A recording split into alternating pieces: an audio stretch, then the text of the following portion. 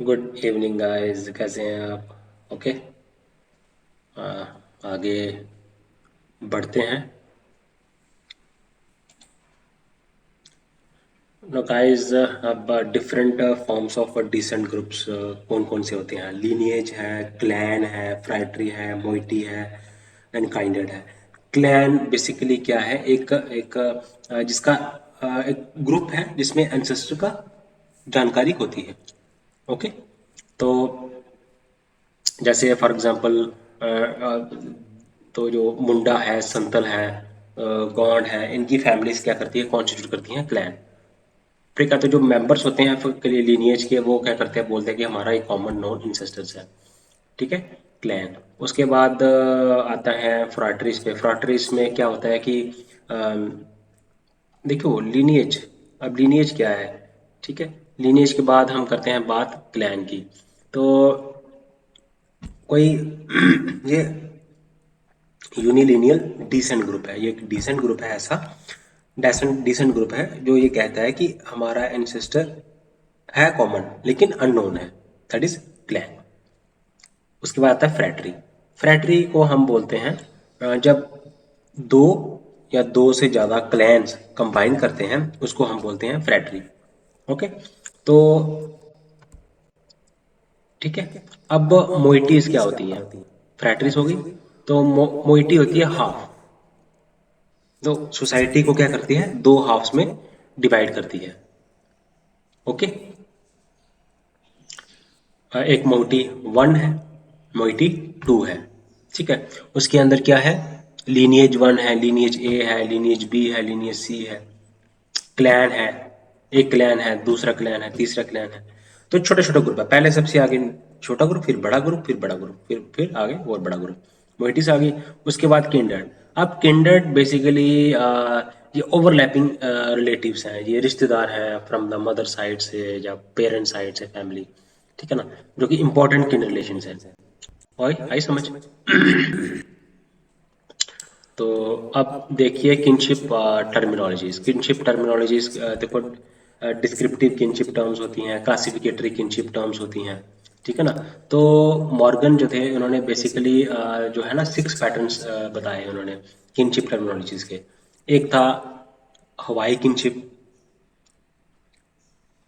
Sudanese kinship, Eskimo, Crow, Iroquois and Omaha. तो छह कौन कौन सी हो गई? ओमाहा, इरोक्यूज, क्रो, सुडानीज, हवाई और एस्किमोस। ये छह इन्होंने किनशिप टर्मिनोलॉजीज दी। तो किनशिप होता है कि किनशिप। अब इसमें जितने भी रिलेटिव्स होते हैं ना, लीनियल हो या कोलेट्रल हो, वो डिस्टिंग्विश की जाते हैं। क्लासिफिकेटरीज में है ना, इसमें डिस्टिंग्विश रिलेटिव्स को डिस्टिंग्विश नहीं किया जाता।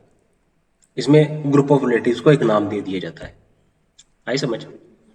Okay. Then comes kinship behaviour.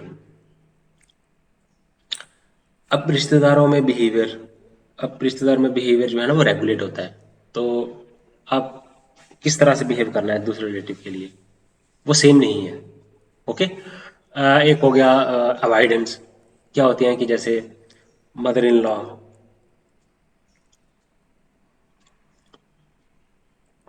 Daughter in law, father in law. ठीक है ना? मैन अवॉइड करता है बात करना डॉटर इन लॉ से, that is called avoidance. Joking relationship means, joking relation means man के बीच में होती है and his wives younger sister के बीच में जोकिंग रिलेशन रहता है। अवनकुलेट।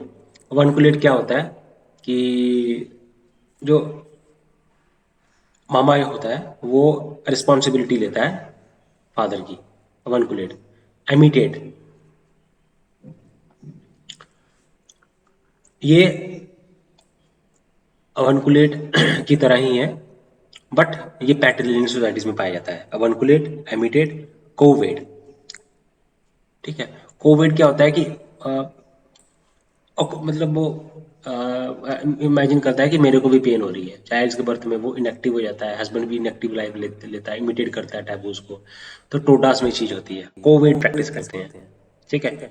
टेक्नोनॉमी क्या होता है? टेक्नोनॉमी होता है कि अपने हस्बैंड को बुलाना as a father of her child, that is teknonymy. Teknonymy. Okay, तो ये किनशिप रिलेशन है। ठीक है। तो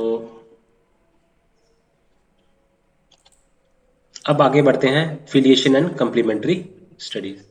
अब फिलिएशन क्या है? जो कि पेरेंट्स और फादर में और बच्चों में के बीच में रिलेशन होता है। ठीक है ना? तो वो सारे बाकी जो रिश्तेदार बच गए वो आ जाते हैं कंप्लीमेंट्री में। ओके।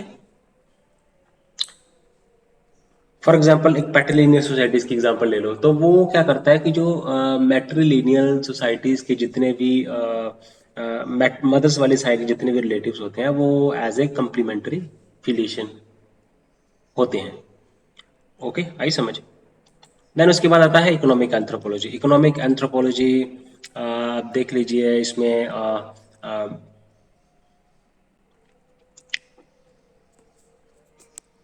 ओरिजिन कैसे हुआ इकोनॉमिक एंथ्रोपोलॉजी का। ओके। जैसे आप इकोनॉमिक एंथ्रोपोलॉजी ओरिजिन है। ठीक है। इकोनॉमिक एंथ्रोपोलॉजी सब्सटेंटिलिस्ट डिबेट है। Economic anthropology principles.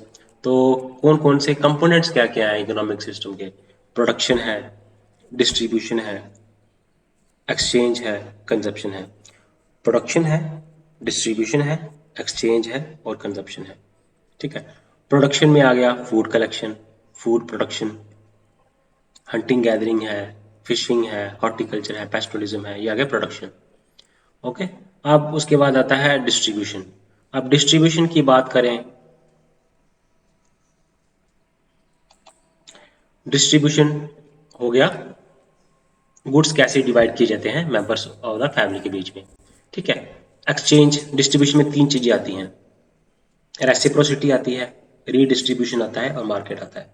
Production distribution में तीन चीजें आती हैं, reciprocity, generalised reciprocity, negative reciprocity, balanced reciprocity. Redistribution में आता है एडमिनिस्ट्रेशन बेस्ड और पोर्टलैज बेस्ड रीडिस्ट्रीब्यूशन होता है।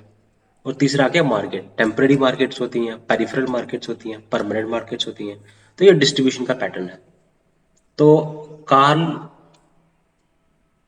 पोलानी जो थे ना, इन्होंने एक बुक लिखी द ग्रेट ट्रांसफॉर्मेशन। कौन सी बुक लिखी? द ग्रेट ट्रांसफॉर्मेशन बुक लिखी। तो उन्होंने इस तीनों मोड्स को, मोड्स ऑफ एक्सचेंज को इन्होंने एक्सप्लेन किया। Okay guys.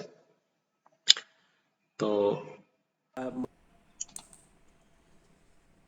अब हंटिंग एंड गैदरिंग सोसाइटीज किस तरह की होती है? इनकी पॉपुलेशन डेंसिटी कम होती है, फिशिंग की पॉपुलेशन डेंसिटी कम होती है, एग्रीकल्चर की थोड़ी सी पॉपुलेशन डेंसिटी बढ़ जाती है, हॉर्टिकल्चर में भी पॉपुलेशन डेंसिटी बढ़ जाती है। ओके। तो ये क्या होते हैं? ये सेल्फ सफिशिएंट होते हैं। ये agriculture self sufficient economic units हैं। ठीक है। तो नोमैडिज्म है, कई में नोमैडिज्म है और इनमें नोमैडिज्म नहीं है। ठीक है। ये सारा है सब्सिस्टेंस और हंटिंग गैदरिंग फिशिंग, है ना? तो ये चीजें आती हैं इसमें सब्सिस्टेंस में। देन पॉलिटिकल ऑर्गेनाइजेशन, ये आ गया political organisation. Political organisation is basically band है, ट्राइब है, किंगडम है, स्टेट स्टेट है। तो पॉलिटिकल एंथ्रोपोलॉजी देखो, पहले जो कार्ल पोलानी ने डिस्कस किया था इकोनॉमिक सिस्टम को, तो उन्होंने एक बुक भी लिखी थी, बुक का नाम मेरे को याद नहीं आ रहा। उसके बाद फिर पॉलिटिकल एंथ्रोपोलॉजी को जो बुक की थी, African political system book publish की थी किन्होंने? इवन प्रिचर्ड्स ने एंड मायर फोर्टे ने। मायर फोर्टे एंड इवन प्रिचर्ड ने एक बुक पब्लिश की थी अफ्रीकन पॉलिटिकल सिस्टम में। उन्होंने ये डिस्कस किया था इसमें। ओके, पॉलिटिकल सिस्टम को डिस्कस किया था। तो पॉलिटिकल ऑर्गेनाइजेशन सेंट्रलाइज्ड भी हो सकती है, नॉन सेंट्रलाइज्ड भी हो सकती है। सेंट्रलाइज्ड में आ जाती है चीफडम एंड स्टेट, और नॉन सेंट्रलाइज्ड भी आ जाती हैं बैंड्स और ट्राइब्स। ट्राइब्स कौन से हो सकते हैं? किनशिप बेस्ड हो सकते हैं। किनशिप बेस्ड कौन से होते हैं? Land clan based. Non kinship based आ गए age as similar age, club based, age based and big man. ये आ गया ट्राइब के। बैंड क्या है बेसिकली? बैंड क्या है? एक कह लिए अब एक फॉर्म है पॉलिटिकल सिस्टम का, रूडिमेंटरी फॉर्म है पॉलिटिकल सिस्टम का बैंड। बैंड। और उसके बाद अगर हम ट्राइब्स की बात करें तो tribal societies are usually nomadic होती हैं, पेस्टोलिस्ट होते हैं, हॉर्टिकल्चरिस्ट होते हैं, नोमैडिज्म होता है इनमें। ठीक है। और सेंट्रलाइज्ड की बात करें, चीफडम। और चीफडम जैसे इसमें क्या होता है चीफडम में? इसमें एक फुल टाइम स्पेशलिस्ट होता है, चीफ होता है जो कि प्रोडक्शन को कंट्रोल करता है। एक, ठीक है, पॉलिटिकल ऑर्गेनाइजेशन है इसमें। इसमें हिरारकीज है। और जो पॉलिटिकल पावर होती है ना, वो होती है एक बंदे के पास, दैट इज चीफडम। ओके। जैसे ट्रोबरियान आइलैंडर्स हैं ऑफ, इनमें जो है वो चीफडम्स होते हैं। ओके। तो उसके बाद आता है स्टेट। स्टेट का मतलब होता है कि जब लार्ज स्केल इंटेंसिव एग्रीकल्चर हो वहाँ पे प्रैक्टिस ये किया जाता है। ठीक है ना? तो जैसे मेसोपोटामिया था, इजिप्ट था, जो अर्ली किंगडम थे, इजिप्ट के टाइम में किंगडम थे ना इजिप्ट में, और मेसोपोटामिया में थे, नो अभी ईरान जिसको बोलते हैं, तो इराक। तो वो क्या था उनमें? पॉलिटिकल इंटीग्रेशन थी, स्टेट सिस्टम था, स्टेट लेवल पॉलिटिकल सिस्टम ये आया था इसमें। तो क्या हुआ? चीफडम क्या हुआ? इवॉल्व हो गया, एक अथॉरिटेरियन किंगडम आ गया, एक सेंट्रलाइज्ड किंगडम आ गया। जब पॉपुलेशन और बढ़ गई तो एक सेंट्रलाइज्ड किंगडम सेटअप कर दिया, एक सेंट्रलाइज्ड राजा आ गया, तो उसने फिर क्या किया? स्टेट को कंट्रोल करना शुरू कर दिया। ओके। अब देखिए सोशल कंट्रोल क्या होता है। सोशल कंट्रोल बेसिकली जब हारमोनी करनी होती है सोसाइटी में, जब सोसाइटी को हमें क्योस को रोकना होता है, कन्फ्यूजन्स को दूर करना होता है, तो उसको हम बोलते हैं सोशल कंट्रोल। अब सोशल कंट्रोल क्या है? Social control basically direct social control भी हो सकता है, इनडायरेक्ट सोशल कंट्रोल भी हो सकता है। ठीक है ना? तो ये चीज़ें हैं सारी इसमें सोशल कंट्रोल में। देन पावर क्या है, अथॉरिटी क्या है, लेजिटिमेसी क्या है। जब पावर के साथ अथॉरिटी मिल जाए then it becomes a legitimate power. क्या? पावर जब अथॉरिटी के साथ कंबाइन हो जाए then it becomes legitimate power. अब law and justice primitive societies में कैसे किया जाता है? ठीक है ना? जैसे पनिशमेंट किस तरह से होती है? Eye for an eye, murder for murder. जैसे टिव ऑफ नजीरिया, टिव ऑफ नजीरिया में ये प्रैक्टिस थी। ओके। फिर ओथ टेकिंग सेरेमनी है, ये मेलर्स में होती है। तो इस तरह से वो अपना जो है वो लॉ एंड जस्टिस को मेंटेन करते थे। ओके। देन उसके बाद आता है हमारा रिलीजन। रिलीजन आता है। ओके। तो रिलीजन, देखिए रिलीजन, अब रिलीजन बेसिकली इसका क्या है रिलीजन का? ईबी टायलर ने, बड़ी खूबसूरत ब्रिटिश एंथ्रोपोलॉजिस्ट थे ईबी टायलर, इन्होंने डेफिनेशन दी थी, a belief in spiritual beings. Religion क्या था? Belief in spiritual being. Okay.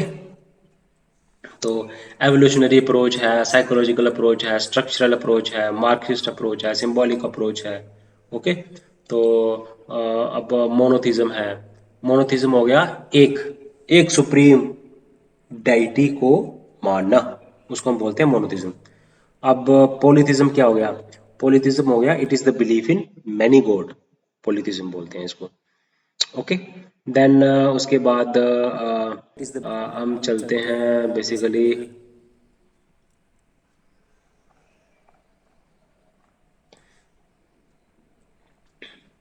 Forms of religion पे।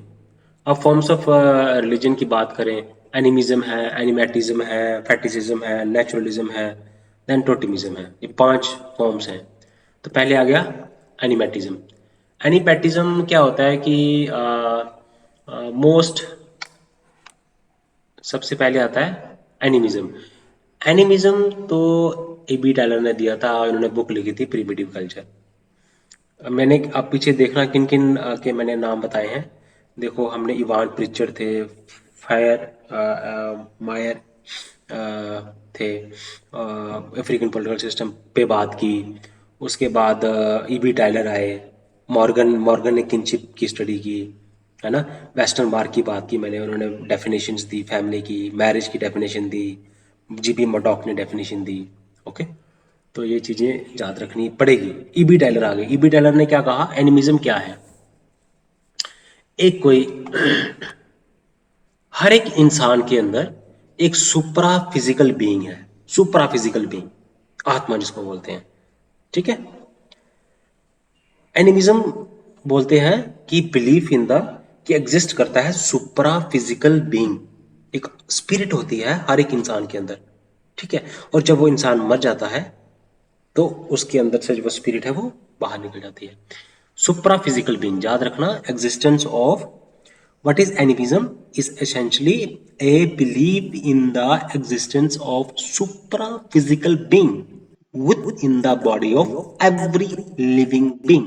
हर एक लिविंग बीइंग में एक सुप्रा फिजिकल बीइंग प्रेजेंट होता है।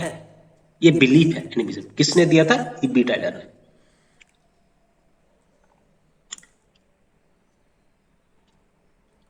उसके बाद आता है एनिमिटाइज्म, एनिमेटिज्म। एनिमेटिज्म भी एक फॉर्म ऑफ रिलीजन है, ये भी ट्राइबल पीपल में पाया जाता है ना। तो क्या होता है कि कोई भी मटेरियल थिंग्स है, बोन्स है, कोई स्टोन है, कोई पत्थर है, तो उनकी वर्शिप की जाती है पीस के लिए, प्रोस्पेरिटी के लिए। ये रूडिमेंट्री फॉर्म ऑफ रिलीजन है, एनिमेटिज्म इसको बोलते हैं। एनिमेटिज्म क्या चीज है कि पावर है behind every material things beside living beings. Living beings आगे अलग से, एक जो मटेरियल थिंग्स है उसके अंदर पावर है। पत्थर है, कोई स्टोन है, कोई बोन है, कोई फेदर है, पर है कोई, तो उसके अंदर पावर है, उनको, उनकी पूजा की जाती है। That is called animatism. Animism और एनिमेटिज्म में फर्क चल गया पता।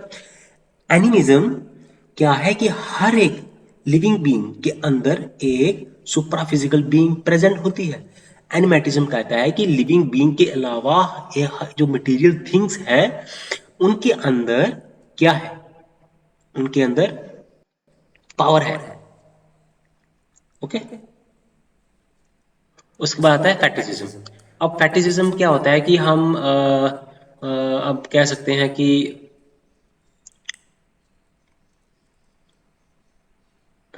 बिलीव करना कोई ऑब्जेक्ट को, एक स्किलफुली किसी को ना ऑब्जेक्ट को बना देना, ऑब्जेक्ट ऑब्जेक्ट को क्रिएट करना, और उसके बाद मानना कि इस ऑब्जेक्ट के अंदर सुपर नेचुरल पावर है। और किनमें, जो कि वो ऑब्जेक्ट जो है वो स्किलफुली बनाया होगा, वो किसी ह्यूमन ही बनाएगा वो, तो उसको बोलते हैं हम फैटिसिज्म, फैटिविज्म, ठीक है। ओके, अब इसके बाद आ गया नेचुरलिज्म। नेचुरलिज्म मैक्स मुलर थे, जर्मन स्कॉलर थे, इंडोलॉजिस्ट थे मैक्स मुलर। तो इन्होंने कहा नेचुरलिज्म की बात की। तो नेचुरलिज्म कह सकते हैं कि नेचुरल फिनोमिना। तो क्या हुआ कि रीजन क्या है, नेचुरल फिनोमिना, कैलामिटीज होती हैं, ठीक है ना। तो एक्सप्लेन एंड डिस्क्राइब, तो क्या करता है ये रीजंस को, अब ये इसके रीजंस को डिस्क्राइब करना था, कैलामिटीज को डिस्क्राइब करना था, तो ये चीजों के लिए नेचुरलिज्म आया, मैक्स मुलर ने कहा। ठीक है, अब टोटिमिज्म क्या हो गया। टोटिमिज्म का जो कंसेप्ट दिया था वो दिया था जॉन मैक लेनन ने। जॉन मैक लेनन ने किसका कंसेप्ट दिया था, टोटिमिज्म का कंसेप्ट दिया था। Concept of totemism was given by John M Lennan, ठीक है। देन लेनन का मतलब मीन्स, हम जब एनिमल्स की पूजा करते हैं, जब हम प्लांट्स की पूजा करते हैं, उसको हम बोलते हैं टोटिमिज्म, ठीक है। एंसेस्टर्स की वर्शिप करना, ठीक है, तो ये भी एक फॉर्म ऑफ रिलीजन है। ओके। तो ये डिफरेंट फॉर्म्स ऑफ रिलीजन है, रिलीजन के बारे में हमने डिस्कस किया। अब इसके बाद आते हैं जैसे बात करते हैं मैजिको रिलीजियन फंक्शनरीज। इसमें होते हैं मैजिको रिलीजन फंक्शनरी।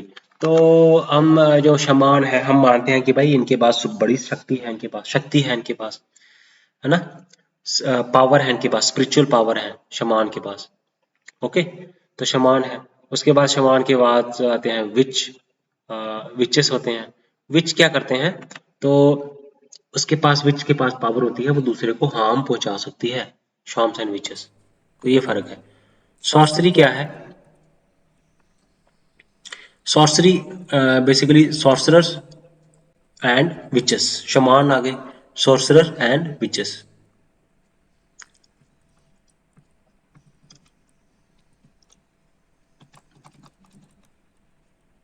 तो क्या करना कि अनदर इंडिविजुअल को हार्म करने के लिए होता है ये, ठीक है। तो ये सॉर्सरी बोलते हैं, केम टू, तो इसको हम बोलते हैं सॉर्सरी, ठीक है। तो सॉर्सरी है, समान है, विचेस हैं, ये सारे हार्म करने के लिए हैं। Witch hunting, what is needed, similarities between witchcraft and sorcery. अब सॉर्सरी और इसके में, तो magic basically usually used for the public good के लिए किया जाता है, लेकिन विच क्राफ्ट और जो सॉर्सरी किए जाते हैं ये किए जाते हैं हार्म करने के लिए, एंटी सोशलाइजिंग। ब्लैक मैजिक और सॉर्सरी और विचेस जो है वो किए जाता है हार्म करने के लिए, या magic, witches and which craft and sorcery. अब प्रीस्ट, प्रीस्ट क्या होता है, ये फुल टाइम होते हैं, स्पेशलिस्ट होते हैं, ठीक है ना। तो हाई स्टेटस होता है इनका। तो ये कहते हैं कि इनमें इनका इनका कनेक्शन होता है, ये अपने आप को रिलेट करते हैं सुपीरियर और हाई गॉड्स के साथ, अपने आप को कनेक्ट करते हैं हाई गॉड के साथ, रिलेट करते हैं अपने हाई गॉड के साथ, बड़े भगवान के साथ, ईश्वर के साथ। प्रीस्ट ये लोग हैं। तो आपको समझ आ गई। तो अ, ये आ गया, सॉर्सरी हो गई, विच क्राफ्ट हो गई, ये हार्म करने के लिए की जाती है। मैजिक यूजली गुड के लिए किया जाता है। शमान बेसिकली क्या करते हैं, शमान, शमान एक ऐसा इंसान जिसके पास भाई स्पिरिचुअल पावर है, सेंस, स्पिरिचुअल सेंसिटिविटी है, वो सेंस कर सकता है, फील कर सकता है कि हाँ यहाँ पे, और पावर है उसके पास। Okay. So this was all about religion, economy, family. Okay guys, then आगे बढ़ते हैं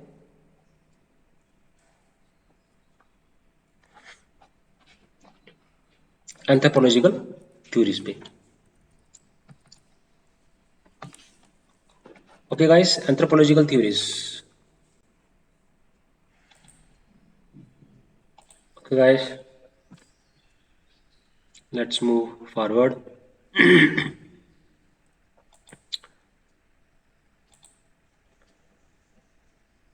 Now, anthropological theories. So, what are different anthropological theories? अगर हम चलते हैं एंथ्रोपोलॉजिकल थ्योरीज पे, तो हिस्टोरिकल पर्टिकुलरिज्म थ्योरी आती है, पहले आती है क्लासिकल एवोल्यूशनिज्म। तो टाइलर ने दी, मॉर्गन ने दी, फ्रेजर ने दी इसके, ठीक है। तो टाइलर ने कहा कि कोई भी सोसाइटी है वो डिफरेंट स्टेजेस से पास करती है, यूनिलीनियर स्टेजेस से पास करती है। ओके। तो ये दिया था टाइलर ने। तो उसके बाद हिस्टोरिकल पर्टिकुलरिज्म दी थी बॉस ने। डिफ्यूजनिज्म दिया था, ब्रिटिश के थे, जर्मन के थे, और अमेरिकन के थे, अमेरिका के थे, ठीक है। तो हम इस पे अगर हम थोड़ा और बात करते हैं डिटेल में, तो हम इसको देख पाते हैं। जैसे क्लासिकल एवोल्यूशन है, जैसे पहली स्टेज कौन सी आई, पहले जंगली थे सारे, हंटिंग गैदरिंग करते थे, तो सैवेजरी थी, फिर बारबरिज्म आई, फिर उसके बाद सिविलाइजेशन आई। तो ये कहा क्लासिकल एवोल्यूशन ने। उसके बाद जो जेम्स मॉर्गन थे ना, जो मॉर्गन थे, एल एच मॉर्गन, वो अमेरिकन एंथ्रोपोलॉजिस्ट थे। उसके बाद हमारा आता है नियो, नियो में क्या था, नियो क्लास, नियो बोलते थे कि ये चाइल्ड डे है, इसमें नियो को एवोल्यूशनिज्म में चाइल्ड डे थे, चाइल्ड डे थे, देन वाइट थे, देन स्टीवार्ड थे, सालिन थे एंड सर्विस थे, इमर्ज इन द 1930s। तो नियोलिजनिज्म ने ये कहा कि पहले थे Childe, V Gordon Childe और Julian Steward and Leslie neo evolutionist थे। तो भी इन्होंने कहा कि पहले एवोल्यूशन, इन्होंने कहा कि टेक्नोलॉजी के ऊपर, लेस्ले जो टेक्नोलॉजी का इन्होंने जिक्र किया, वी गॉट ए चाइल्ड ने, ठीक है ना। जूलियन स्टीवार्ट तो जो थे इन्होंने इकोलॉजी के ऊपर फोकस किया। लेज़ले वाइट, अब लेज़ले वाइट का देखते हैं, लेज़ले वाइट ने क्या किया। लेज़ले वाइट ने कहा कि इन्होंने भी यही डिस्कस किया कि किस तरह से नियो एवोल्यूशनिज्म हुई, नियो एवोल्यूशनिस्ट थे लेज़ले वाइट भी। ओके, अब जूलियन स्टीवार्ट ने क्या कहा कि आल सोसाइटीज जो है वो सेम रेवोल्यूशनरी स्टेप्स नहीं हुई हैं, rather the evolution is multilinear, that is different culture that have different evolutionary stages। तो इन्होंने जो नियो एवोल्यूशनिज्म ने कहा कि एक जैसी स्टेज से सारे पास नहीं हुई हैं, तो थ्योरीज जो एवोल्यूशन हुई है वो मल्टी लीनियर हुई है, मल्टी स्टेजेस में हुई है, डिफरेंट कल्चर का डिफरेंट एवोल्यूशनरी स्टेज है, ये कहा था स्टीवार्ट ने। तो ओके, तो इन्होंने बात की थी multi unilinear evolution, multi linear evolution और यूनिवर्सल एवोल्यूशन, यूलियन स्टीवार्ट ने। देन इन्होंने कल्चरल इकोलॉजी की भी बात की, ठीक है। तो उसके बाद स्पेसिफिक एवोल्यूशन, जनरल एवोल्यूशन की बात भी की जूलियन स्टीवार्ट ने। ओके, तो ये सारा जो सहलिन थे, सहलिन सर्विस, तो इन्होंने कहा जनरल एवोल्यूशन से हम स्पेसिफिक एवोल्यूशन से गए, एवोल्यूशन हुई, फिर जनरल एवोल्यूशन हुई, फिर स्पेसिफिक एवोल्यूशन हुई। तो ये सालिन एंड सर्विस ने दिया। तो सालिन एंड सर्विस ने कहा कि पहले एवोल्यूशन हुई, पहले जनरल एवोल्यूशन हुई, उसके बाद फिर स्पेसिफिक एवोल्यूशन की तरफ हम गए, ठीक है। तो सर्विस, एलमान सर्विस, तो न्यू एवोल्यूशनिज्म तो ये कहा कि मल्टी लीनियर है एवोल्यूशन, है ना। तो इन्होंने कहा कि कंसिडर डेफो, इन्होंने कहा यूनिलीनियर एवोल्यूशन, इन्होंने कहा मल्टीपल भी है, इन्होंने कहा जनरल भी है, इन्होंने कहा स्पेसिफिक एवोल्यूशन भी है, यूनिवर्सल एवोल्यूशन भी है, जनरल एवोल्यूशन भी है, स्पेसिफिक एवोल्यूशन भी है। तो इन्होंने कहा कल्चरल डाइवर्सिटी नहीं होती, सब एक जैसे कल्चर होते हैं, इन्होंने कहा कि नहीं कल्चर तो होते हैं भाई। अब न्यू एवोल्यूशन का मेन ये था कि वो एवोल्यूशन थे, यूनिलिनियर ने कहा कि कल्चर यूनिफॉर्म होता है सब जगह, लेकिन मल्टी इन्होंने कहा, न्यू एवोल्यूशनिज्म ने कहा कि नहीं, कल्चर की डाइवर्सिटी होती है, क्योंकि हर एक जो है वो मल्टी लीनियर एवोल्यूशन हुआ है, एक एक जैसा एवोल्यूशन नहीं हुआ है सबका, ठीक है। तो उसके बाद आता है हिस्टोरिकल पर्टिकुलरिज्म, ठीक है ना, ये बॉस ने दिया, इन्होंने कल्चरल रिलेटिविज्म की बात की। उसके बाद आता है डिफ्यूजनिज्म। डिफ्यूजनिज्म में अगर हम देखें तो इसमें डिफ्यूजनिस्ट आए हैं, इसमें जो है वो किसी ने कहा इजिप्ट से हुआ है कल्चर का एवोल्यूशन, फिर वहाँ से स्प्रेड हुआ है। तो किसी ने कहा कि नहीं जी, जर्मन ने कहा कि नहीं जी, उन्होंने कल्चर सेंटर का कंसेप्ट दिया, किसी ने कल्चर एरियाज का कंसेप्ट दिया। तो ये था डिफ्यूजनिज्म। इसमें मेन थे डिफ्यूजनिस्ट, इसमें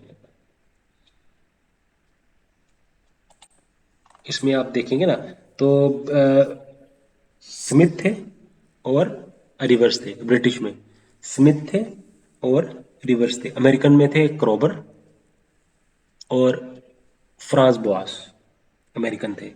एल एच मॉर्गन भी अमेरिकन एंथ्रोपोलॉजिस्ट थे, फ्रांस बॉस भी अमेरिकन एंथ्रोपोलॉजिस्ट थे, और जर्मन में शगनीडर थे और सकमिट थे, ग्रेबनर और सकमिट, ग्रेबनर और सकमिट ये जर्मन के थे। तो ब्रिटिश में थे पैरी स्मिथ,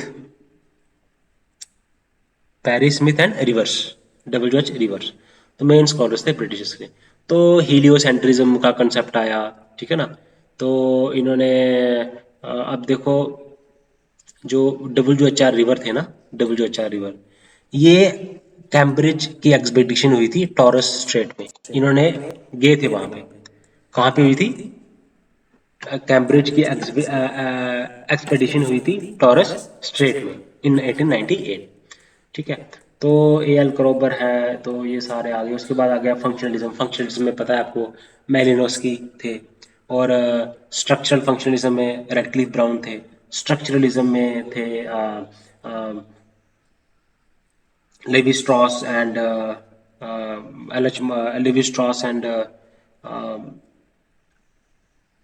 एडमंड लीच। तो लेवी स्ट्रॉस ने बाइंड्री बाइंड्री अपोजिशन का कॉन्सेप्ट दिया। ठीक है ना। तो एडमंड लीच, तो ये भी स्ट्रक्चरलिज्म का दिया इन्होंने। ठीक है। तो अब culture and personality school, Ruth Benedict, Margaret Mead, Linton थे, है ना, कार्डिंगर थे, कोआर डूबियोस, इन्होंने ये स्टडी की कल्चर एंड पर्सनालिटी स्कूल से थे। ठीक है ना। तो इन्होंने कल्चर एंड पर्सनालिटी को स्टडी किया। तो रुथ बेनेडिक्ट, रुथ बेनेडिक्ट ने क्या किया,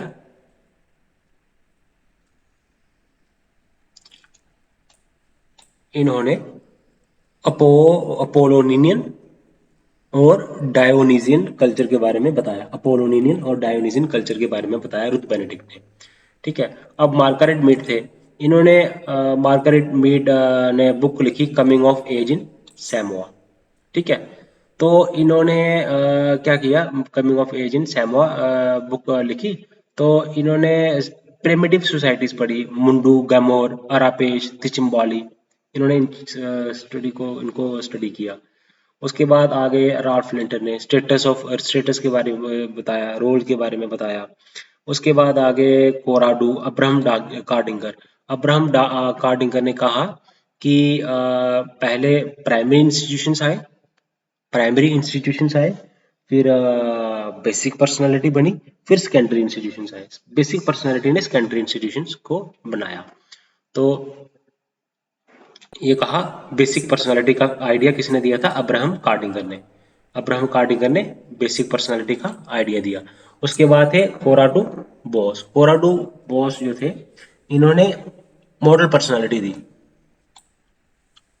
इन्होंने अलोरिस पीपल थे इंडोनेशिया के, उनका स्टडी किया। कोरा डू ब्योस ने कोरा डू ब्योस ने तो अलोरिस कल्चर स्टडी किया। अलोरिस पीपल ऑफ इंडोनेशिया के बारे में स्टडी किया कोरा डू ब्योस ने। कार्डिंगर ने क्या किया स्टडी, कार्डिंगर ने बेसिक पर्सनालिटी दी, कोराडूब्यूस ने मॉडल पर्सनालिटी दी। ठीक है ना। उसके बाद कल्चरल मटेरियलिज्म हैरिस ने दिया। तो एवोल्यूशन जो हुआ वो कल्चरल मटेरियलिज्म से हुआ है, ना कि मटेरियलिज्म ने चीज़ों को जब ह्यूमन की ज़रूरतें पूरे करने के लिए मटेरियल चीज़ें आई, तो तब हमारा कल्चर का एवोल्यूशन हुआ। ठीक है। तो हैरिस थे इसके मटेरियलिज्म के। उसके बाद आती है सिंबॉलिक एंड इंटरप्रिटेटिव थ्योरी। इसमें क्लिफोर्ड ग्रिच है। तो क्लिफोर्ड ग्रिच ने बैलेनिस कोकफाइट ने जो बाली में स्टडी की। पपेट शो इन जावा में स्टडी की है किन्होंने, क्लिफोर्ड ग्रिच ने। सिंबॉलिक एंड इंटरप्रिटेटिव थ्योरी, उसके बेस पे इन्होंने इंटरप्रेटिव थ्योरी दी। तो उसके बाद विक्टर टर्नर आ गए। विक्टर टर्नर ने भी सिंबॉलिक थ्योरी के थे ये। ठीक है। कॉग्निटिव थ्योरीज आ गई, टाइलर एंड कॉकलिन। परसेप्शन ऑर्गेनाइज करते हैं, इंटरप्रेट करते हैं। ठीक है ना। पोस्ट मॉडर्निज्म आया। पोस्ट मॉडर्निज्म का ये कहना था कि कोई भी ठीक है, तो इम्पॉसिबल है कि अगर हम ऑब्जेक्टिव नॉलेज करें, पॉसिबल ही नहीं है ऑब्जेक्टिव नॉलेज अटेन करना, और न्यूट्रल नॉलेज अटेन करना पॉसिबल ही नहीं है। ये किसने कहा, पोस्ट मॉडर्निज्म ने कहा। क्योंकि बाइजनेस आ जाती है उसमें, स्टीरियोटाइपिंग आ जाती है। ठीक है। तो इन चीज़ों के बारे में डिस्कस किया। तो इस तरह से हमारा जो कल्चर है वो हुआ। कल्चर है, लैंग्वेज है, एवोल्यूशन है। ओके। अब basically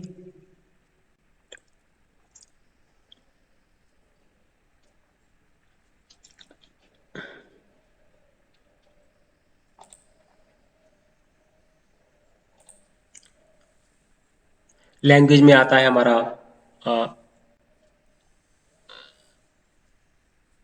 origin of spoken language. अब ओरिजिन ऑफ स्पोकन लैंग्वेज किसने दी थी, मैक्स मुलर ने। थ्योरी दी थी ओरिजिन ऑफ लैंग्वेज। किस कैसे ओरिजिन हुई लैंग्वेज का, ठीक है ना। किसी ने कहा पोपो हाइपोथेसिस दिया, डिंग डोंग हाइपोथेसिस दिया, पोपो हाइपोथेसिस दिया, बोबो हाइपोथेसिस दिया, टाटा हाइपोथेसिस दिया, वार्निंग हाइपोथेसिस दिया, ये हो हाइपोथेसिस दिया, द लाइंग हाइपोथेसिस दिया। तो इन सब चीजों की वजह से लैंग्वेज का आना हुआ। अब लैंग्वेज क्या है, एक बेसिकली क्या है, सोशल फिनोमेना है। तो लैंग्वेज बेसिकली सोशल फिनोमेना है। लैंग्वेज क्या है, सपीर ने क्या कहा, बेसिकली हम क्या करते हैं, human and non instructive method of communicating, ideas को कम्युनिकेट करते हैं, इमोशंस को कम्युनिकेट करते हैं, डिजायर्स को कम्युनिकेट करते हैं bye means of a voluntarily produced symbols. Symbols के जरिए हम अपने आइडियाज को एक्सप्रेस करते हैं, ये सपीर ने कहा। ओके, तो ये था लैंग्वेज के बारे में। तो ठीक है, तो ओरिजिन आ गया लैंग्वेज का। तो कॉन्टिन्यूस थ्योरी है, डिसकॉन्टिन्यूस थ्योरी है, डिवाइन क्रिएशन थ्योरी की भाई ये तो गिफ्ट ऑफ गॉड है। तो कईयों ने कहा कि यदि नेचुरल एवोल्यूशन हुआ, ऐसे अपने आप ही हो गया। सम पॉइंट एवोल्यूशनरी डेवलपमेंट में सम पॉइंट में क्या हुआ कि ब्रेन उसका इतना सोफिस्टिकेटेड हो गया, तो लैंग्वेज का इन्वेंशन हो गया, लैंग्वेज पॉसिबल लर्निंग पॉसिबल हो गई, ठीक है ना। तो उन्होंने मैक्स मुलर ने भी स्पेकुलेटिव थ्योरीज दी लैंग्वेज के बारे में, डिवाइन क्रिएशन थ्योरी है, जेस्चरल थ्योरी है, जेस्चरल थ्योरी। तो क्या होता है कि लैंग्वेज कैसे डेवलप हुई, जेस्चर्स की वजह से, जो कि पहले यूज करते थे, उसी से जेस्चर आया, जेस्चर से वो अपने आप को कम्युनिकेट करते थे, उसके बाद फिर लैंग्वेज आ गई। तो ये थ्योरी से लैंग्वेज। अब रिसर्च मेथड्स के बारे में डिस्कस करते हैं। अब देखो, फील्ड वर्क का एवोल्यूशन कैसे हुआ। देखो ये जो है ना, टॉरस स्ट्रेट एक्सपीडिशन हुई, है ना। फिर ब्रिटिश कोलंबिया में एक्सपीडिशन हुई, है ना। एंड फ्रांस बोआज जो अमेरिका के थे, उन्होंने एक्सपीडिशन की। एसी हेडन ने एक्सपीडिशन दी, अमेरिका ब्रिटेन के। और देखो क्या हुआ, टॉरस स्ट्रेट एक्सपीडिशन हुई, ठीक है। एक्सपीडिशन हुई ब्रिटिश कोलंबिया कोई जगह है, वहां पे हुई, एसी हेडन ने ब्रिटेन के। और उसके बाद फ्रांस बोआज ने अमेरिका में की एक्सपीडिशन, ठीक है। तो इन्होंने फील्ड वर्क किया, मेलिनोस्की है, इन्होंने ट्रॉबेरियन आइलैंडर्स के बारे में स्टडी की, तो लैंड वार्क है, फील्ड वर्क टेक्नोलॉजी, इस तरह से फील्ड वर्क का एवोल्यूशन हुआ, है ना। एल एच मॉर्गन ने एवोल्यूशन किया, ईबी टाइलर ने की जो बुक थी वो इन्होंने फील्ड वर्क के बेस पे थी। एल एच मॉर्गन की जो बुक थी, League of the Iroquois, okay, League of the Iroquois book लिखी एल एच मॉर्गन ने, इन्होंने स्टडी की। तो एक्सपीडिशन देखो, रिवर थे, हेडन थे, और टॉरस स्टेट में गए। फ्रांस बोआस ने एक्सकीमोस की स्टडी की, बफिन आइलैंड कनाडा में स्टडी की, ठीक है। तो इन्होंने एक्सपीडिशंस की। तो बोआस को हम फादर ऑफ अमेरिकन एंथ्रोपोलॉजी भी बोलते हैं, ठीक है। मैलिनोस्की ने स्टडी की, टोबरिन एंड रोमानोस्की, इस तरह से फील्ड वर्क का ट्रेडिशन होगा। टूल्स ऑफ डेटा कलेक्शन जैसे सिंपल है, कोई मुश्किल नहीं है इसमें, है ना। इंटरव्यू के जरिए कर सकते हैं, शेड्यूल के जरिए कर सकते हैं, क्वेश्चनर के जरिए कर सकते हैं, life history, oral history, participatory method, case study, तो ये सारे मेथड्स हैं टूल्स ऑफ डेटा कलेक्शन के। Okay guys, so let us move further.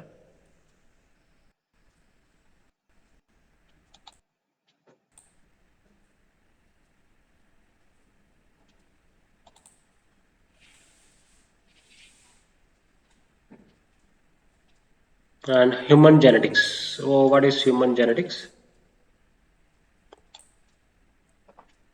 Human genetics में देखो पेडिग्री एनालिसिस आता है ना।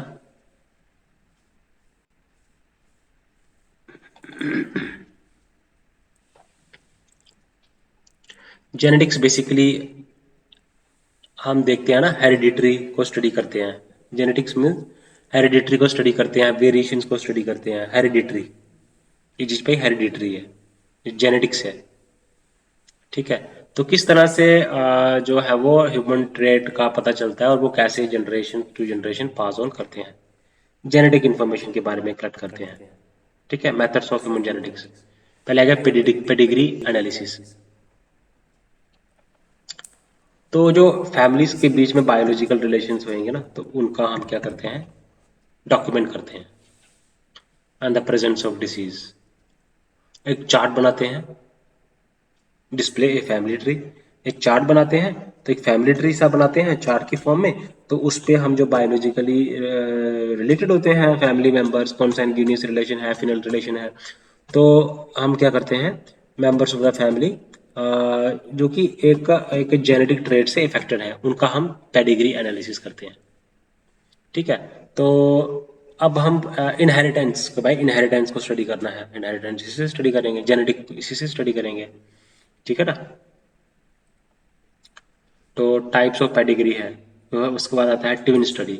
अब ट्विन स्टडी में हम करते हैं आइडेंटिकल ट्विन्स को स्टडी करते हैं, मोनोजाइग कंपैरिजन करते हैं मोनोजाइगोटिक ट्विन्स का और डाइजाइगोटिक ट्विन्स।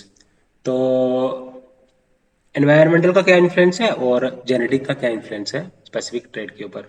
ठीक है, उसके बाद आता है फोस्टर चाइल्ड और अडॉप्शन चाइल्ड। एक आ गया बायोलॉजिकल पेरेंट्स होते हैं। बायोलॉजिकल पेरेंट्स क्या करते हैं, जो चाइल्ड के साथ उनके जीन शेयर करते हैं, लेकिन जब वो अडॉप्टेड चाइल्ड बन जाता है, अडॉप्टेड पेरेंट्स बन जाते हैं, वो इन्वायरमेंट शेयर करते हैं। एक के साथ वो जीन शेयर करता है, एक के साथ इन्वायरमेंट शेयर करता है। तो फिर हम कंपैरिजन करते हैं कि जो ट्रेट है वो कैसे डेवलप हुआ है, इन्वायरमेंट का रोल क्या है और जीन्स का रोल क्या है। तो इसको हम बोलते हैं फोस्टर चाइल्ड और adoption method. Twin study, foster child और अडॉप्शन मेथड। ओके, देन उसके बाद आता है कोटविन मेथड। कोटविन मेथड से हम क्या करते हैं, जेनेटिक्स को स्टडी करते हैं, हम वेरिएबिलिटी को स्टडी करते हैं, हम हेरिटेंस को स्टडी करते हैं, इनहेरिटेंस को स्टडी करते हैं, इनहेरिटेंस को स्टडी करते हैं। ठीक है, कोटविन मेथड से हम क्या करते हैं, हम इसमें भी सेम ऐसे ही है। तो इसमें हम बेसिकली कंट्रोल कंडीशन में करते हैं। ठीक है ना, इन्फ्लुएंस ऑफ हेरिडिटरी का क्या इन्फ्लुएंस है, एनवायरनमेंट का क्या इन्फ्लुएंस है the expression of particular trade. ठीक है ना, can be used both in the, ये भी कोटविन मेथड है। तो identical twins, monozygotic twins and dizygotic twins means एक एग, मोनोजाइगोटिक हो गया स्पर्म, एग एक ही है। तो जाइगोटिक हो गया दो एग्स हैं, स्पर्म दो हैं, तो शेयर्ड प्लेसेंटा है। तो यहाँ पे सेपरेट प्लेसेंटा है कोटविन में। मोनोजाइगोटिक एंड डाइजाइगोटिक में ये फर्क है। देन उसके बाद आता है 9.1 कोटविन मेथड। उसके बाद आता है साइटोजेनेटिक मेथड। अब साइटोजेनेटिक का मेथड में क्या हम क्या करते हैं, क्रोमोसोम्स का स्टडी करते हैं और उसके स्ट्रक्चर को स्टडी करते हैं। ओके, तो वैसे भी स्टडी करके कार्यो क्रोमोसोमल एंड कार्योटाइप एनालिसिस भी बोलते हैं, क्रोमोसोमल एंड कार्योटाइप एनालिसिस। तो हम कार्योटाइप मीन्स हम पहले वाले में हम क्रोमोसोम्स को स्टडी करते हैं, इसमें फोटोग्राफ लेते हैं क्रोमोसोम का, और और कितना chromosomal complement of an individual, chromosome number of chromosomes को आइडेंटिफाई करते हैं और फोटोग्राफ बनाते हैं और एबनॉर्मलिटीज को फाइंड आउट करते हैं। Chromosomal and कार्योटाइप analysis. उसके बाद आता है बायोलॉजिकल मेथड। बायोलॉजिकल मेथड में हम क्या करते हैं, अ, जब मेटाबॉलिक पाथवे में, देखो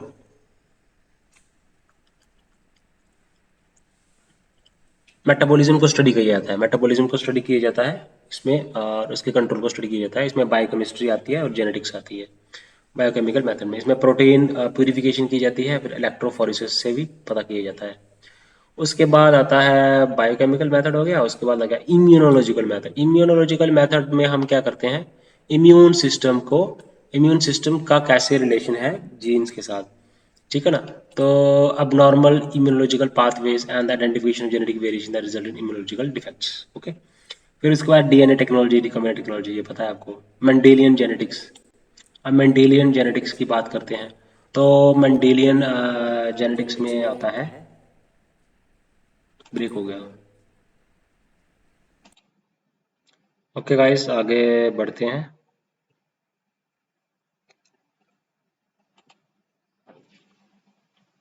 मेंडेलियन जेनेटिक्स। तो ग्रेगर मेंडल मेंडल को माना जाता है फादर ऑफ द जेनेटिक्स। तो इन्होंने फाउंडेशन ले किया जेनेटिक्स का, ठीक है ना। तो इन्होंने एक्सपेरिमेंट किए, तो इन्होंने क्या बताया, लॉ ऑफ इनहेरिटेंस। इनहेरिटेंस के बारे में, जेनेटिक्स के बारे में पढ़ रहे हैं, हम इनहेरिटेंस की बात कर रहे हैं, वेरिएशन की बात कर रहे हैं। तो इन्होंने मोनोहाइब्रिड क्रॉस एक्सपेरिमेंट्स किया और डाई हाइब्रिड क्रॉस एक्सपेरिमेंट किया, ठीक है। तो मोनोहाइब्रिड का क्रॉस एक्सपेरिमेंट से किया, लॉ ऑफ सेग्रीगेशन इसने इन्होंने निकाला, और dominance, law of segregation and dominance. फिर डाई हाइब्रिड से law of segregation and independent assortment आया, ठीक है। तो तो ये चीज है मेंडेलियन ट्राइट। और अब मेंडेलियन ट्राइट्स कौन सी हैं? मेंडेलियन ट्राइट्स वो ट्राइट्स हो गए जो जो कि पॉसिबल वर्जन्स फॉलो करते हैं, या डोमिनेट होंगे या रिसेसिव। अगर डोमिनेंट ट्राइट है, रिसेसिव ट्राइट है, इट मीन्स मेंडेलियन ट्राइट्स है, ठीक है। तो क्या होता है कि मेंडेलियन ट्राइट्स जो होते हैं ना, जैसे मेंडेलियन ट्राइट्स, जैसे आपका आ गया टंग रोलिंग, ठीक है ना, ईयर लोब्स डोमिनेंट, और mid digital hair, thumbs less than 45 degree dominant. तो रिसेसिव इनहेरिटेंस तब होती है जब बोथ पेरेंट्स को जीन्स होना चाहिए, और ऑफस्प्रिंग जो है वो जीन हर पेरेंट से ले, अगर वो ट्रेड उसने, अगर दोनों पेरेंट से हो। Mendelian traits are pass to the offspring, पाए जाते हैं थ्रू द डोमिनेंट पैटर्न या फिर रिसेसिव पैटर्न। डोमिनेंट पैटर्न होगा, अगर एक एक में होगा तो वो बच्चे में आ जाएगा वो ट्रेड। अगर अगर रिसेसिव होगा तो दोनों में होना जरूरी है, दोनों में होगा तो तभी बात बनेगी। एप्लीकेशन क्या है? एप्लीकेशन देखो, जेनेटिक्स में है इसकी एप्लीकेशन। मोनोहाइब्रिड एक्सपेरिमेंट किया, डाई हाइब्रिड एक्सपेरिमेंट किया, लॉ ऑफ सेग्रीगेशन दिया, लॉ ऑफ इंडिपेंडेंट असॉर्टमेंट दिया, ठीक है ना। तो इन्होंने जेनेटिक काउंसलिंग में हेल्प करता है ये, ठीक है। तो ये चीजें अब एप्लीकेशन है, पेडिग्री एनालिसिस करता है मेंडेलियन, ओके। देन उसके बाद आप बात करते हैं मेंडेलियन जेनेटिक्स। इन्हें मैन स्टडी, सिंगल फैक्टर क्या है, मल्टी फैक्टर क्या है, लीथल क्या है, सब लीथल क्या है, पॉलीजेनिक इनहेरिटेंस इन मैन, ठीक है ना। आप देखो सीधा हम चलते हैं,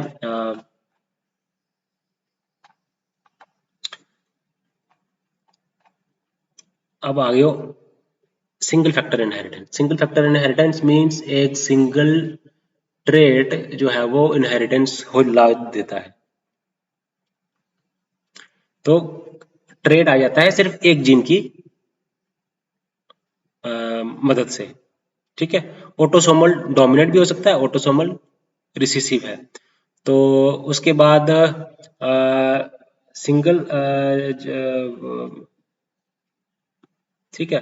तो multi single factor, multi factor हो गया जब जीन्स को एक्सप्रेस करने के लिए, जब एक्सप्रेशन दिखता है due to more than one genes, multi factor.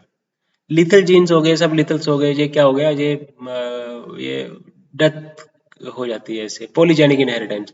अब पॉलीजेनिक इनहेरिटेंस क्या है, मल्टी फैक्टर क्या है, पॉलीजेनिक इनहेरिटेंस।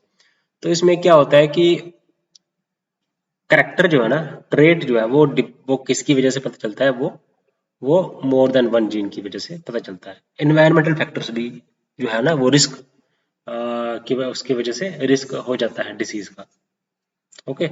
तो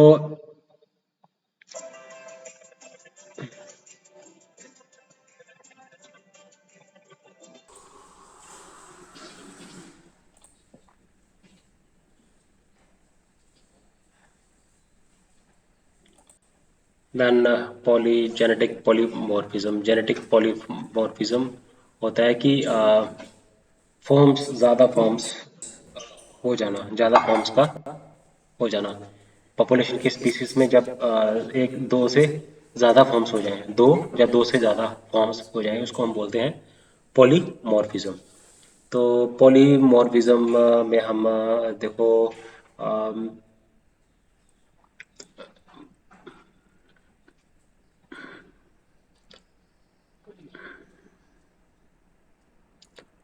इसमें अब एबरेशंस डिस्कस करते हैं। क्रोमोसोमल एबरेशंस हैं, जेनेटिक डिसऑर्डर्स हैं, जेनेटिक डिसऑर्डर। तो जब अब नॉर्मलिटीज़ आ जाती है जेनेटिक मेकअप में जब अब नॉर्मलिटीज़ आ जाती हैं उसको हम बोलते हैं जेनेटिक डिसऑर्डर। तो इसमें आता है क्लीन फिल्टर सिंड्रोम, तो Patau syndrome, Down syndrome, then comes Edward syndrome, ठीक है, cri du chat syndrome, then ये सारे फिर क्लीन फिल्टर आ जाता है, टर्नर आ जाता है, सुपर फीमेल आ जाता है, सेक्स क्रोमोसोमल डिसऑर्डर्स। देन उसके बाद आता है ऑटोसोमल डिसऑर्डर, डाउन सिंड्रोम है, पटाऊ है, एडवर्ड है, क्रीप डू चैट सिंड्रोम। तो ये सारे जेनेटिक डिसीज हैं जो कि जेनेटिक मेकअप में जब आ जाता है ना, जब नॉर्मलिटी आ जाती है जेनेटिक मेकअप में, तो उसको हम बोलते हैं जेनेटिक डिसऑर्डर। तो तो क्लीन फिल्टर आ गया, डबल एक्स वाई, टर्नर आ गया, एक्स ओ, ठीक है। तो अब हम आगे जब करते हैं डिसीजेस, जेनेटिक इम्प्रिंट्स क्या होता है, जेनेटिक इम्प्रिंट्स क्या होता है कि हमें दो जीन्स हमें पेरेंट साइड से भी मिलता है, तो मदर साइड से भी मिलता है, दो कॉपीज मिलती हैं जीन्स की। तो कॉपीज दोनों के दोनों जो होती हैं वो एक्टिव होती हैं, लेकिन अगर एक कॉपी जो है वो टर्न्ड ऑन हो और एक कॉपीज ऑफ हो, उसको हम बोलते हैं genetic phenomena known as genetic genome imprinting. तो जीनोमिक इम्प्रिंटिंग की वजह से diseases related Prader Willi syndrome है, एंजलमैन सिंड्रोम है, Prader Willi syndrome and Angelman syndrome, याद रखना। देन जीन थेरेपी की जाती है जेनेटिक डिसीज़ को क्रिएट अल्टरिंग करनी होती है जीन बॉडी के सेल में, तो ट्रीट करना है डिसीज़ को, स्टॉप करना है इस चीज़ को, इसका जीन थेरेपी। तो ह्यूमन डीएनए प्रोफाइलिंग की जाती है, जीन की मैपिंग की जाती है, जीन मैपिंग। तो की जाती है कि जीन्स की लोकेशन कहाँ है और डिस्टेंस बिटवीन जीन्स क्रोमोसोम में कितने कैसे हैं। The closer the two genes are to the more likely that they will be inherited together. It means का मतलब जितने क्लोज जीन्स होंगे उतना ही वो चांसेस होंगे कि वो इनहेरिटेंस होंगी। तो ये होती है जेनेटिक जीन मैपिंग। तो then comes human genome study. तो नेशनल इंस्टीट्यूट ऑफ हेल्थ जो है वो इंस्टीट्यूट करता है ह्यूमन जीनोम सीक्वेंस कर रहा है, तो freely available in public database. तो इंटरनेशनल प्रोजेक्ट जो था वो सक्सेसफुली कंप्लीट हुआ था 2003 में, तो and more than 2 years ahead of schedule. तो फिजिकल मैप बनाना था ह्यूमन जीनोम का, जीन्स को स्टडी करना था, तो सीक्वेंस बनाना था ह्यूमन जीनोम का, 3 मिलियन बेस पेयर्स का जीनोम बनाना था। ओके, तो this was all about chromosomal abnormalities. Then next is racism. Racism आता है, रेसिज्म है, ठीक है। तो इसमें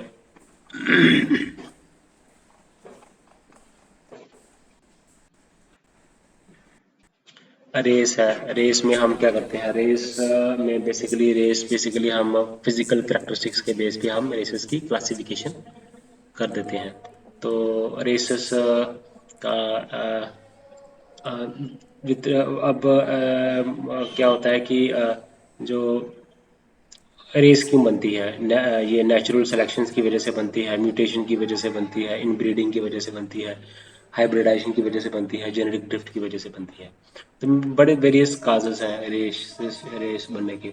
तो अब बायोलॉजिकल बेसिस क्या है, बेसिस ऑफ रेशियल क्लासिफिकेशन हम क्लास करते हैं। फिजिकल करेक्टरिस्टिक्स अलग अलग होती हैं, किसी का बड़ा नाक है, छोटा नाक है, कान बड़ा है, छोटा है, मुंह बड़ा है, छोटा है, ठीक है ना। तो इसको हम बोलते हैं मॉर्फोलॉजिकल करेक्टरिस्टिक्स हम बात करेंगे। मोर्फोस्कोपिक मीन्स जैसे हेयर का कलर है, मोर्फोमेट्रिक हाइट है जैसे। तो जेनेटिक है, जेनेटिक बेसिस पे भी हम क्लासीफाई कर सकते हैं रेसेस को। उसको हम बोलते हैं जैसे सीरोलॉजिकल है, ब्लड ग्रुप के बेस पे क्लासिफिकेशन करनी है। और पॉली जेनिक है, डर्माटोग्लाइफिक जैसे होगा। पॉलीजेनिक के बेसिस पे भी हम जीन्स की इनहेरिटेंस कर सकते हैं। नॉन मैट्रिक हो गया, मैट्रिक मॉर्फोलॉजिकल हो गया, metric and non metric classification हम कर सकते हैं रेसेस की। ओके, तो अब देखिए कि ब्लड ग्रुप सिस्टम है, ईबीओ ब्लड ग्रुप सिस्टम है, आरएच फैक्टर है, आरएच ब्लड ग्रुप है। आरएच का मतलब होता है the rhesus system, the rhesus system. HLA होता है, एचएलए बेसिकली एचएलए है क्या? एचएलए क्या है? ये रेगुलेट करता है हमारे इम्यून सिस्टम को, इम्यूनोलॉजिकल इम्यून सिस्टम को रेगुलेट करने के लिए एचएलए करता है, जीएम। ठीक है, तो उसके बाद देन जीएम सिस्टम है। जीएम सिस्टम जो है वो हमारे, हाँ, स्पेशल टाइप ऑफ प्रोटीन है जो कि हमारे ब्लड में पाया जाता है, जिसको हम बोलते हैं इम्यूनोग्लोबुलिन। इम्यूनोग्लोबुलिन ये स्पेशल टाइप ऑफ प्रोटीन है। बेसिकली जीएम सिस्टम प्रोटीन है, हिस्टो हिस्टो ये भी हमारा इम्यून सिस्टम है, रेगुलेट करता है हमारे इम्यून सिस्टम को। जीएम भी हमारा प्रोटीन है।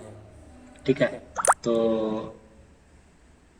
हेप्टोग्लोबिन सिस्टम है, ट्रांसफेरिन सिस्टम है, आयरन की ट्रांसपोर्टेशन होती है, हीमोग्लोबिन की ट्रांसपोर्टेशन होती है, ट्रांसफेरिन है, ये सब चीज़ें हैं। बॉडी का फैट क्या है, कितना है? ठीक है, तो बॉडी का फैट, बॉडी का पल्स रेट कितना है, रेस्पिरेटरी फंक्शंस है, हेमोग्लोबिन कितना है, एचपी लेवल कितना है बॉडी का। तो ये फिजियोलॉजिकल कैरेक्टरिस्टिक्स हैं, एचपी लेवल कितना है, बॉडी का फैट कितना है ना, रेस्पिरेटरी फंक्शंस कैसा है बॉडी का। तो ये सारी चीज़ें जो है ना, ये socio cultural economic socio different cultural and socio economic groups में अलग अलग होती हैं। रेस्पिरेटरी फंक्शंस भी अलग अलग होते हैं, पल्स रेट भी फर्क वेरी करता है, बॉडी फैट भी वेरी करता है, एचबी लेवल भी वेरी करता है। ठीक है, तो देन कम्स इकोलॉजिकल एंथ्रोपोलॉजी। आप इकोलॉजिकल एंथ्रोपोलॉजी क्या है, हम क्या करते हैं कि किस तरह से एनवायरनमेंट का रोल है कल्चरली अडेप्ट करने में। ठीक है ना, बायोकल्चरल कल्चरली कैसे अडेप्ट करता है, एक्लिमेटाइजेशन कैसी होती है ना, कल्चरली अडेप्टेशन कैसी होती है, man's physiological response to cold climate, man's response to hot climate, man's response to higher climate. इसमें दो रूल्स लगते हैं, Bergmann's rule and Allen's rule. ठीक है ना, अब अडेप्टेशन क्या है? अडेप्टेशन क्या है basically? Adaptation is basically permanent change, structure में चेंज हो जाना या फिजियोलॉजी में चेंज हो जाना, अडेप्टेशन। ओके, अब एक्लिमेटाइजेशन क्या होता है? एक्लिमेटाइजेशन क्या होता है? फिजियोलॉजिकल प्रोसेस चेंज होता है in response to change in environment, हम एक्लिमेटाइज करते हैं, टेम्पररी चेंजेस है। अडेप्टेशन एक परमानेंट चेंजेस है और towards in response to environment. और लेकिन जो एक्लिमेटेशन है वो टेम्पररी रिस्पॉन्स है, प्रोसेस है इन रिस्पॉन्स टू एनवायरनमेंट। ठीक है, तो ये चीज़ें आपने डिस्कस करनी है, किस तरह से ह्यूमन अडेप्टेशन है। देन उसके बाद इपीडियोमोलॉजिकल एंथ्रोपोलॉजी आती है। इपीडियोलॉजिकल एंथ्रोपोलॉजी में हम हेल्थ को स्टडी करते हैं, हम इन्फेक्शियस डिसीज को करते हैं, नॉन इन्फेक्शियस डिसीज को करते हैं, न्यूट्रिशनल डेफिशिएंसी रिलेटेड डिसीजेस को स्टडी करते हैं एपिडेमियोलॉजिकल एंथ्रोपोलॉजी में। तो epidemiological anthropology basically human health को स्टडी करता है, सब फील्ड है एंथ्रोपोलॉजी। और डिसीज को स्टडी करता है, हेल्थ केयर सिस्टम को स्टडी करता है, बायोलॉजिक कल्चरल अडेप्टेशन को स्टडी करता है, epidemiological anthropology. Okay, then epidemiological anthropology, then आती है nutritional deficiency disease, malnutrition क्या है? तो क्या होता है कि प्रोलॉन्ग्ड स्पेसिफिक न्यूट्रिएंट्स की जब कमी हो जाती है, डेफिशिएंसी हो जाती है या एक्सेस हो जाती है, उसको हम बोलते हैं माल न्यूट्रिशन। अंडर न्यूट्रिशन को भी माल न्यूट्रिशन बोलते हैं, ओवर न्यूट्रिशन को भी माल न्यूट्रिशन बोलते हैं। अब प्रोटीन की माल न्यूट्रिशन को हम बोलते हैं मरासमस है, क्वाशियरकोर है। ठीक है, माइक्रो न्यूट्रिएंट डेफिशिएंसी है, विटामिन की डेफिशिएंसी आ जाती है, मिनरल्स की डेफिशिएंसी आ जाती है, विटामिन की डेफिशिएंसी आ जाती है, मिनरल्स की डेफिशिएंसी आ जाती है। ओके, तो ये था एपिडेमियोलॉजिकल एंथ्रोपोलॉजी। आगे बढ़ते हैं।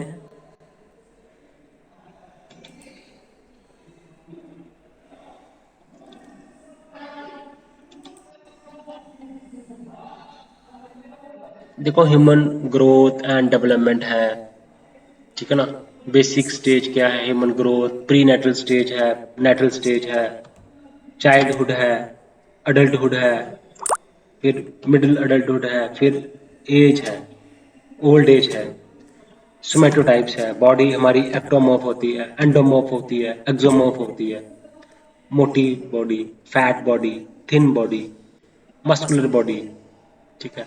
तो ये अब बायोलॉजिकल एज क्या होती है, क्रोनोलॉजिकल एज क्या होती है। क्रोनोलॉजिकल एज होती है कि हम पैदा होने के बाद हमने कितने साल तक जी लिया, that is chronological age. Biological age depend करती है कि मतलब अपीयरेंस में कैसा लग रहा है, तो वो डिपेंड करती है कि कितने एज का वो उसने अपना जो है वो किया है आगे, कितना लाइफ स्टाइल के ऊपर ये बेस्ड रहती है,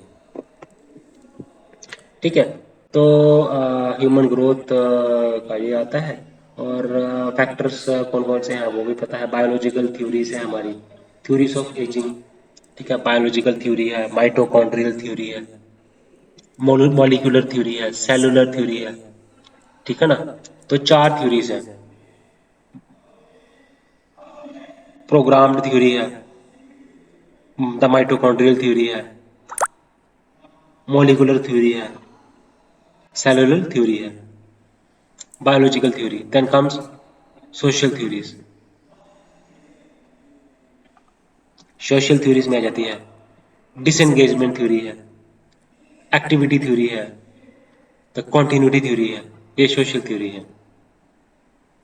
क्या होता है सोशल थ्योरी में, डिसएंगेजमेंट थ्योरी है, एक्टिविटी थ्योरी है, द कॉन्टिन्यूटी थ्योरी है, डेवलपमेंट थ्योरी है, ठीक है ना।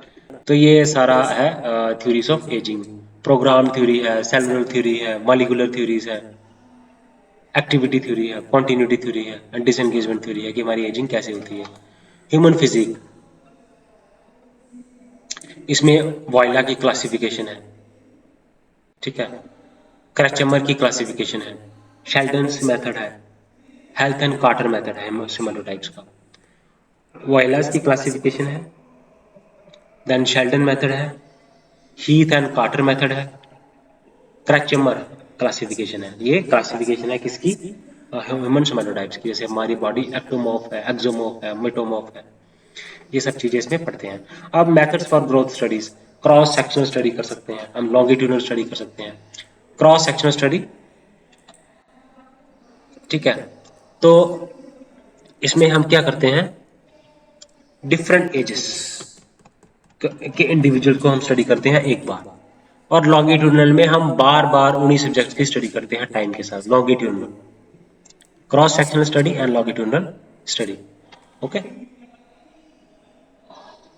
देन आता है मीनो आर क्या है, मीनो पास क्या है, फर्टिलिटी क्या है, फर्टिलिटी क्या है, ठीक है। तो अब देखते हैं,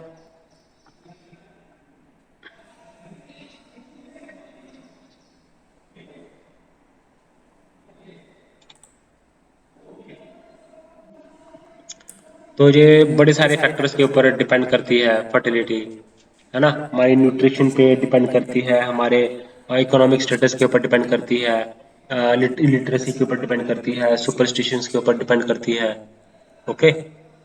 तो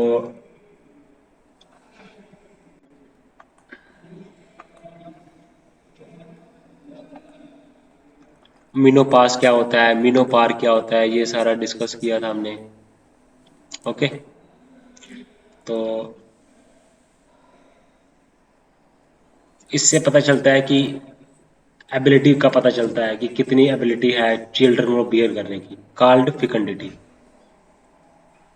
फिकंडिटी किसको बोलते हैं, ability of a women to bear children is called फिकंडिटी,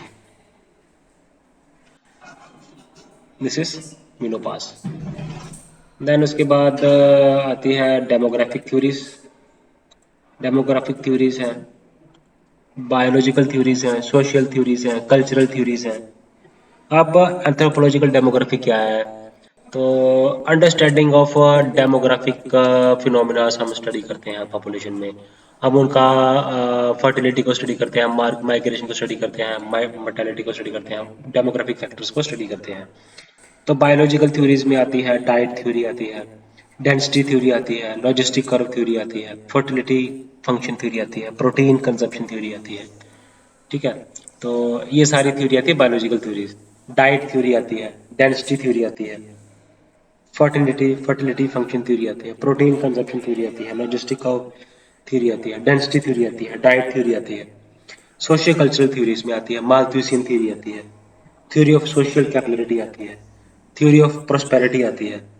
ठीक है, इकोनॉमिक थ्योरीज है, थ्योरी ऑफ इंटीग्रेशन है, कंज्यूमर ड्यूरेबल मॉडल है, कॉस्ट बेनिफिट एनालिसिस है। ठीक है ना, तो ये सारी थ्योरीज आती हैं। तो फर्टिलिटी क्या है, फिकंडिटी क्या है, फर्टिलिटी वर्सेस फिकंडिटी क्या है, ओके, ये सारा इसमें हम स्टडी करते हैं। No, what is applied anthropology? Anthropology basically हम दिया था, ये किसने, डैनियल जी ब्रिंटन ने दिया था अप्लाइड एंथ्रोपोलॉजी। ठीक है, तो अप्लाइड एंथ्रोपोलॉजी में हम न्यूट्रिशनल एंथ्रोपोलॉजी आ जाती है, फिर हमें डिफेंस एंथ्रोपोलॉजी आ जाती है, फिर फोरेंसिक एंथ्रोपोलॉजी आ जाती है।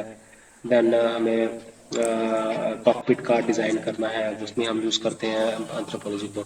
ये डैनियल जी ब्रिंटन ने दिया था कंसेप्ट अप्लाइड एंथ्रोपोलॉजी का। तो फोरेंसिक एंथ्रोपोलॉजी है, अप्लाइड ह्यूमन जेनेटिक्स है ना। तो जेनेटिक काउंसलिंग करते हैं हम इसमें, जीन थेरेपी करते हैं, यूजीनिक्स है, यूजीनिक्स, डीएनए टेक्नोलॉजी है, सेरोजेनेटिक्स है, एंड साइटोजेनेटिक्स है। एक में ब्लड ग्रुप स्टडी करते हैं सेरोजेनेटिक्स में, और साइटो जेनेटिक्स में हम स्टडी करते हैं क्रोमोसोम्स को। ओके गाइस, सो चैनल को प्लीज़ लाइक करें, शेयर करें एंड सब्सक्राइब करें। Thanks guys.